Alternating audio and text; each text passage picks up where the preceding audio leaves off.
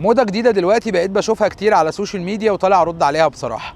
كتير قوي عمال اسمع ان شركة التسويق لو ما قالتلكش على ميزانية تسويقية اقل من 50,000 جنيه في الشهر تقريبا، الشركة دي اي كلام وهياخدوا فلوسك وينصبوا عليك ومش هيحققوا لك اي نتائج خالص. وهل ده طبيعي؟ هل ده منطقي؟ اكيد لا. اكيد مش كل مطعم او كافيه او دكتور او مركز تجميل صغير او حتى فاشون براند او لوكال براند لسه صغير بيبيع اي حاجه انه يكون قادر يدفع في الشهر مصاريف تسويق او مصاريف لاداره التسويق لا تقل عن 50,000 جنيه.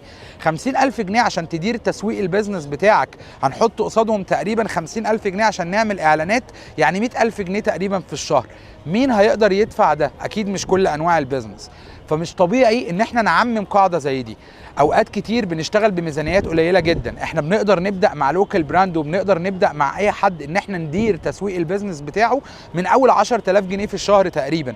بعد ما نحط عليهم مصاريف الاعلانات وبعد ما نضيف عليهم حاجات كتير ممكن نوصل ل 20 ل 30، ودي بتكون ميزانيه مناسبه جدا وبنحقق نتائج محترمه جدا مع كتير من العملاء بتوعنا. بلاش نعمم القاعده وبلاش نقول كل يومين حاجات جديده في السوق بتخلي العميل كتير يتشتت وما يكونش عارف الصح فين. صدقني مفيش قاعده في التسويق اللي بينفعك ما ينفعش لغيرك واللي بينفع لغيرك ما ينفعكش، فارجوك ما تعممش.